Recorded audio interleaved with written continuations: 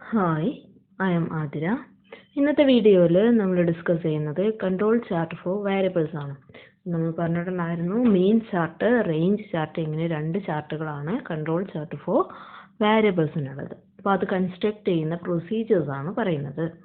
First one, mean chart or X bar chart.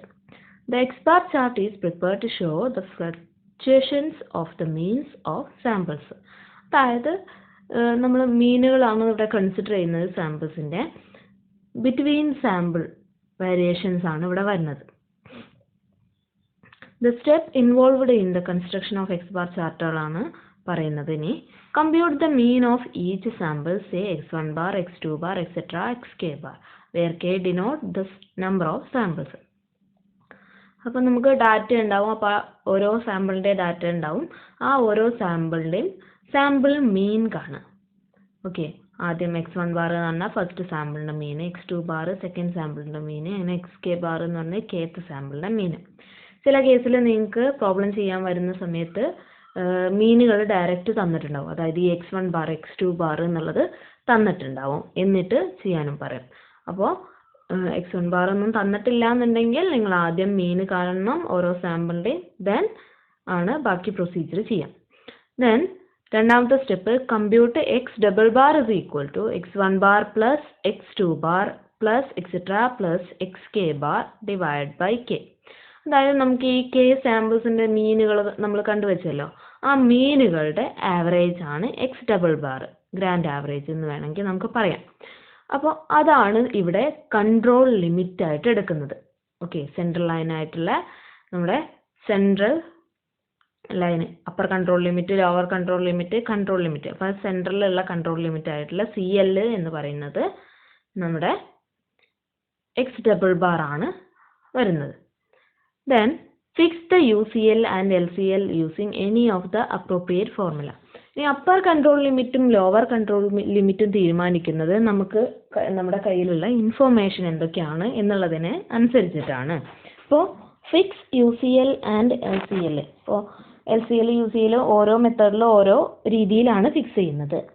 ഇപ്പോൾ when the standards mu and sigma are known, അതായത് മുന്നത്തെ മീനും standard ഡീവിയേഷനൊക്കെ അറിയുന്ന കേസിൽ mu dash sigma dash specified value of mu and sigma ആണെന്നുണ്ടെങ്കിൽ UCL x bar is equal to mu dash plus a sigma dash, LCL x bar is equal to mu dash minus a sigma dash.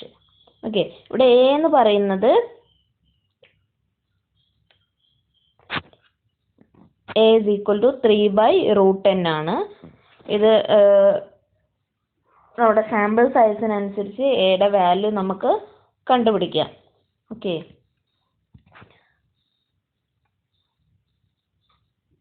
a is equal to 3/n, which is tabulated for different values of n from 2 to 25. അപ്പോൾ നമ്മുടെ statistical ടേബിളിൻ്റെ ബാക്കിൽ ഏറ്റവും last പേജിൽ നമുക്കൊരു table തന്നിട്ടുണ്ടാകും. ഇങ്ങനെ കുറേ A1, A2, D1, D2 എന്നൊക്കെ പറഞ്ഞിട്ട് കുറേ വാല്യൂസ് ഉള്ള, അതിൽ നിന്ന് നമുക്ക് കണ്ടുപിടിക്കാം. അവിടെ സാമ്പിൾ സൈസിനനുസരിച്ച് വാല്യൂസ് തന്നിട്ടുണ്ടാവും. Okay, second B, when the standards are not given. Standards ഇല്ല, പക്ഷെ നമുക്ക് R കാൽക്കുലേറ്റ് ചെയ്യാനോ അല്ലെങ്കിൽ R തന്നിട്ടുള്ള കേസിൽ റേഞ്ചുകൾ കാൽക്കുലേറ്റ്, ഇപ്പോൾ സാമ്പിൾ തന്നു കഴിഞ്ഞാൽ നമുക്ക് റേഞ്ച് കാൽക്കുലേറ്റ് ചെയ്യാമല്ലോ, അല്ലെങ്കിൽ റേഞ്ച് ഡയറക്റ്റ് തന്നിട്ടുള്ള കേസിൽ നമുക്ക് ഈ ഫോർമുല യൂസ് ചെയ്യാം. UCL x bar is equal to x double bar plus A2 R bar, LCL x bar is equal to x double bar minus A2 R bar. A2 can be obtained from table for different values of n and R bar is the mean of the ranges. റേഞ്ചുകൾ തന്നിട്ടുണ്ടെങ്കിൽ റേഞ്ചുകളുടെ mean, അല്ലെങ്കിൽ R bar direct തന്നിട്ടുണ്ടാവണം. Okay, then C, when the standards are not given. ഇതും standards ഇല്ലാത്ത കേസിൽ തന്നെയാണ് ചെയ്യുന്നത്. ഇവിടെ നമുക്ക് S വേണം, അതായത് സാമ്പിൾ സ്റ്റാൻഡേർഡ് ഡീവിയേഷൻ അല്ലെങ്കിൽ S bar തന്നിട്ടുണ്ടായിരിക്കണം അതിൻ്റെ മീന്. അപ്പോൾ UCL x bar is equal to x double bar plus A1 S bar, LCL x bar is equal to x double bar minus A1 S bar. ഇവിടെ A1 എന്ന് പറയുന്നതും അതുപോലെ sample സൈസിനനുസരിച്ച് ടേബിളിൽ നിന്ന് കിട്ടുന്ന വാല്യൂ ആണ്. ദെൻ നാലാമത്തത്, after fixing LCL, UCL and CL, the sample means are plotted on the chart. ഇപ്പം നമ്മൾ ഇതിൽ ഏതെങ്കിലും ഒരു മെത്തേഡ് വെച്ച് നമുക്ക് UCL LCL കിട്ടിയിട്ടുണ്ടാവും, CL നമ്മുടെ എക്സ് ഡബിൾ ബാർ. അപ്പോൾ ഇതൊക്കെ നമ്മൾ ആദ്യം ഗ്രാഫിലൊന്ന് വരച്ച് വെക്കുക. XY ആക്സിസ് വരയ്ക്കുക, എന്നിട്ട് LCL UCL CL അടയാളപ്പെടുത്തിയിട്ട് അതിന് കറക്റ്റ് ഹൊറിസോണ്ടൽ ലൈൻസ് വരച്ച് വെക്കുക. ദെൻ നമ്മുടെ സാമ്പിൾ മീനുകൾ പോയിന്റ്സ് ആയിട്ട് പ്ലോട്ട് ചെയ്യാം. ഓക്കെ, സാമ്പിൾ മീൻ ആണ് എക്സ് ബാർ ചാർട്ടിൽ പ്ലോട്ട് ചെയ്യുന്നത്. Then range chart. It shows variability within the പ്രോസസ്സിൻ്റെ ഉള്ളിലുള്ള അല്ലെങ്കിൽ വിത്തിൻ സാമ്പിൾസിൻ്റെ ഉള്ളിലുള്ള വേരിയേഷൻ ആണ് റേഞ്ച് ചാർട്ട് കാണിക്കുന്നത്. അപ്പോൾ പ്രൊസീജിയർ എന്ന് പറഞ്ഞത് calculate the range of each sample. Range അറിയാലോ, highest value minus lowest value, L minus S ആയിരുന്നു, large value minus small value. അപ്പോൾ എല്ലാ സാമ്പിളിനും റേഞ്ച് കാൽക്കുലേറ്റ് ചെയ്യുക. നേരത്തെ പറഞ്ഞ പോലെ തന്നെ ചില കേസിൽ നിങ്ങൾക്ക് റേഞ്ച് ഡയറക്റ്റ് തന്നിട്ടുണ്ടാകും. Then compute R bar is equal to R1 plus R2 plus etc plus RK divided by K. ആ റേഞ്ചുകളുടെ R1 R2 etc RK ആണ് റേഞ്ചുകൾ. അപ്പോൾ ആ റേഞ്ചുകളുടെ മീൻ കാണുക. ഓക്കെ, അതാണ് R bar. Set the control limits as follows. അപ്പോൾ ഓരോ രീതിയിലും ഓരോ സ്റ്റാൻഡേർഡ്സ് അറിയുന്ന സമയത്ത് അല്ലാത്ത സമയത്തൊക്കെ വേറെ വേറെ ഇക്വേഷൻസ് ആണ്. അപ്പോൾ കൺട്രോൾ ലിമിറ്റ്സ് നമ്മൾ എങ്ങനെയാണ് വരുന്നതെന്നാണ് പറയുന്നത്. When the standards are given say SD is equal to sigma dash. Standards അറിയാം, സ്റ്റാൻഡേർഡ് ഡീവിയേഷൻ എന്ന് പറയുന്നത് സിഗ്മ ഡാഷ് എന്ന് പറഞ്ഞ് തന്നിട്ടുണ്ട്. അങ്ങനെയാണെന്ന് വെച്ചാൽ CL is equal to D2, central line ആയിട്ടുള്ള CL is equal to D2 sigma dash, UCL is equal to D2 sigma dash, capital D2 sigma dash, LCL R is equal to capital D1 sigma dash. ഇവിടെ small D2, capital D2, capital D1 ഒക്കെ നേരത്തെ പോലെ തന്നെ sample സൈസിനനുസരിച്ച് ടേബിളിൽ നിന്ന് കിട്ടുന്ന values ആണ്. Then when the standards are not given, standards അറിയാത്ത കേസിൽ ഇപ്പോൾ സിഗ്മ ഒന്നും തന്നിട്ടില്ല എങ്കിൽ CL is equal to R bar. നമ്മൾ റേഞ്ചിൻ്റെ മീന് R bar CL central line ആയിട്ട് എടുക്കാം. Then UCL R is equal to D4 R bar, LCL R is equal to D3 R bar. അപ്പോൾ D3 D4ഉം ടേബിളിൽ നിന്ന് സാമ്പിൾ സൈസിനനുസരിച്ച് കിട്ടും. Then the 3 sigma control limits for the 3 sigma മൂന്നാമത്തെ the 3 sigma control limit for R chart. അപ്പോൾ 3 sigma control limit വരുന്നത് CL is equal to R bar, UCL is equal to R bar plus 3 sigma, LCL is equal to R bar minus 3 sigma R. ഇത് സിഗ്മയൊക്കെ തന്നിട്ടുണ്ടാകും. Then control chart for standard deviation. Sigma ചാർട്ടിനാണ് കൊടുത്തിരിക്കുന്നത്, പക്ഷെ R chart തന്നെയാണിത്.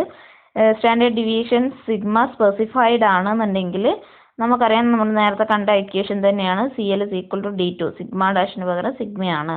UCL is equal to D2 sigma, LCL is equal to D1 sigma. ഇവിടെ sigma നമുക്ക് അറിയില്ല, സ്റ്റാൻഡേർഡ് ഡീവിയേഷൻ അറിയില്ല എങ്കിൽ അതിൻ്റെ എസ്റ്റിമേറ്റ് ആയിട്ടുള്ള sigma dash is equal to R bar by D2 വെച്ചിട്ട് റീപ്ലേസ് ചെയ്യാൻ പറ്റും. ഇതൊരു സ്പെഷ്യൽ കേസായിട്ട് പറയുന്നതാണ്. ഇതുവരെയാണ് നിങ്ങളുടെ procedure. Okay, then interpretation of X bar and R chart. അപ്പോൾ ഈ രണ്ട് ചാർട്ടും ഒരുമിച്ച് പറയാൻ കാരണം നിങ്ങൾ വിചാരിക്കേണ്ട ഒരു ചാർട്ട് പറഞ്ഞിട്ട് അതിൻ്റെ പ്രോബ്ലം ഒക്കെ ചെയ്തിട്ട് അടുത്ത ചാർട്ട് പറഞ്ഞാൽ പോരെ. അപ്പോൾ വേരിയബിൾ ചാർട്ടിൽ ഞാൻ പറഞ്ഞു, മീൻ ചാർട്ട് എന്ന് പറയുന്നത് ബിറ്റ്വീൻ സാമ്പിൾസിൻ്റെ വാരിയേഷനും ആർ ചാർട്ട് എന്ന് പറയുന്നത് വിത്തിൻ സാമ്പിൾ വേരിയേഷനും കാണിക്കുന്നുണ്ട് എന്ന്. അപ്പോൾ നമുക്ക് മിക്കവാറും രണ്ട് ചാർട്ടും കൂടി ഒരുമിച്ച് വരയ്ക്കാനൊക്കെയാണ് ഉണ്ടാവുക. അപ്പോൾ ഒരു പ്രോസസ്സ് കൺട്രോളിലാണെന്ന് നമ്മൾ കാണിക്കണമെന്നുണ്ടെങ്കിൽ നമ്മൾ രണ്ടും വരയ്ക്കണം. അപ്പോൾ അതുകൊണ്ടാണ് ഇപ്പോൾ രണ്ടിൻ്റെയും പ്രൊസീജിയർ വന്നിട്ട് രണ്ടിൻ്റെയും പ്രോബ്ലംസ് ഒരുമിച്ചാണ് വരുന്നത്. First point, the process is said to be under statistical control if both the X bar and R chart show control. അതായത് രണ്ട് ചാർട്ടുകളും കൺട്രോളിലാണെങ്കിൽ മാത്രമേ process കൺട്രോളിലാവുള്ളൂ. This is if all the sample points fall within the control limits, we say that the process is in control. എല്ലാതും upper control ലിമിറ്റിൻ്റെയും lower control ലിമിറ്റിൻ്റെയും ഉള്ളിലാണ് എല്ലാ പോയിന്റ്സും വരുന്നതെങ്കിൽ മാത്രമേ കൺട്രോളിലാവുള്ളൂ.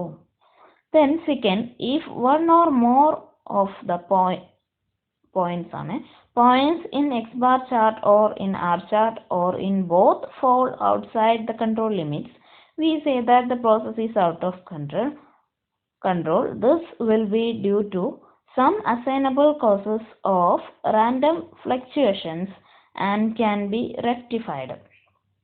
Okay, അപ്പോൾ ഒന്നോ അതിലധികമോ പോയിന്റ്സ് എക്സ് ബാർ ചാർട്ടിലോ റേഞ്ച് ചാർട്ടിലോ അല്ലെങ്കിൽ രണ്ടിലും പുറത്ത് പോവുകയാണെന്ന് വെച്ചാൽ, ഈ കൺട്രോൾ ലിമിറ്റ്സിന്റെ പുറത്ത് പോവുകയാണെന്ന് വെച്ചാൽ പ്രോസസ്സ് ഔട്ട് ഓഫ് കൺട്രോൾ ആണ്. അങ്ങനെ ഔട്ട് ഓഫ് കൺട്രോൾ ആണെന്നുണ്ടെങ്കിൽ അതിൽ എന്തെങ്കിലും ഒരു അസൈനബിൾ കോസ് കൊണ്ടുള്ള നമുക്ക് ചേഞ്ച് ചെയ്യാൻ പറ്റുന്ന എന്തെങ്കിലും ഒരു വേരിയേഷൻ വന്നിട്ടുണ്ടാവും, എന്തെങ്കിലും ഒരു കറക്ഷൻ ചെയ്ത് കഴിഞ്ഞാൽ കറക്റ്റ് ചെയ്യാൻ പറ്റുന്ന എന്തെങ്കിലും ഒരു mistake വന്നിട്ടുണ്ടാകാം. Then third, X bar chart shows the undesirable variation between samples, while R chart reveals any undesirable variation within the samples. The two charts must be studied simultaneously to decide whether the process is under control or not. ഇപ്പോൾ പറഞ്ഞ പോലെ തന്നെ x bar chart between സാമ്പിൾസിലെ variation ആണ് പറയുന്നത്. Then R chart എന്ന് പറയുന്നത് within sample. അപ്പോൾ രണ്ടും ഒരുമിച്ച് സ്റ്റഡി ചെയ്താൽ മാത്രമേ നമുക്ക് കൺട്രോളിലാണോ അല്ലേ എന്നുള്ളത് കൃത്യമായിട്ട് പറയാൻ പറ്റുള്ളൂ. Then it is advisable to construct R chart first. If R chart shows the lack of control, it must be rectified before constructing X bar chart. അപ്പോൾ ആർ ചാർട്ട് ആണ് ഫസ്റ്റ് ആദ്യം കൺസ്ട്രക്ട് ചെയ്യേണ്ടതെന്നാണ് പറയുന്നത്. അതെന്തുകൊണ്ടാണെന്ന് വെച്ചാൽ നമുക്കറിയാം ആർ ചാർട്ട് ഷോ ചെയ്യുന്നത് variation within the സാമ്പിളാണ്. സാമ്പിളിൻ്റെ ഉള്ളിൽ തന്നെ വേരിയേഷൻ ഉണ്ട് എന്നുണ്ടെങ്കിൽ അതാദ്യം നമ്മൾ ശരിയാക്കിയതിന് ശേഷം വേണം സാമ്പിൾസ് തമ്മിലുള്ള വേരിയേഷനെ പറ്റി ആലോചിക്കാൻ. ഉള്ളിലെ പ്രശ്നം ഉണ്ട് എന്നുണ്ടെങ്കിൽ അത് ആദ്യം കറക്റ്റ് ചെയ്തിട്ട് വേണം പുറത്തുള്ള പ്രശ്നം തീർക്കാൻ പോകാൻ. അത്രയേ ഉള്ളൂ. അപ്പോൾ ആർ ചാർട്ട് ആദ്യം വരച്ചിട്ട് വേണം, അത് കൺട്രോളിലാണെങ്കിൽ മാത്രം നമ്മൾ മീൻ ചാർട്ട് വരച്ച് നോക്കിയാൽ മതി. അപ്പോൾ അത് കൺട്രോളിലല്ല. അപ്പോൾ ആർ ചാർട്ട് കൺട്രോളിലല്ല എന്നുണ്ടെങ്കിൽ അത് ആദ്യം കറക്റ്റ് ചെയ്യണം. അവിടെ എന്താണ് പ്രശ്നം ഉള്ളതെന്ന് നോക്കിയിട്ട്, ഇപ്പോൾ പോയിന്റ്സ് പുറത്ത് പോയിട്ടുണ്ടെങ്കിൽ ആ പുറത്ത് പോയ പോയിന്റ്സ് നമ്മൾ നേരത്തെ പറഞ്ഞിരുന്നു, പോയിന്റ്സ് ഒഴിവാക്കിയിട്ട് നമ്മൾ വീണ്ടും കൺട്രോൾ ലിമിറ്റ്സുകൾ കണ്ടുപിടിച്ചിട്ട് ചാർട്ട് വരച്ച് നോക്കും.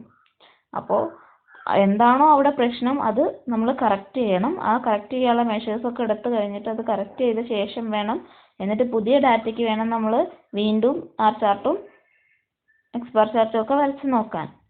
ഓക്കെ, ഇത്രയാണ് പ്രൊസീജിയറായിട്ട് പറയാനുള്ള. ഇനി പ്രോബ്ലംസ് ആണ് അടുത്ത ക്ലാസ് മുതൽ എടുത്തു തുടങ്ങാം. Okay, thank you.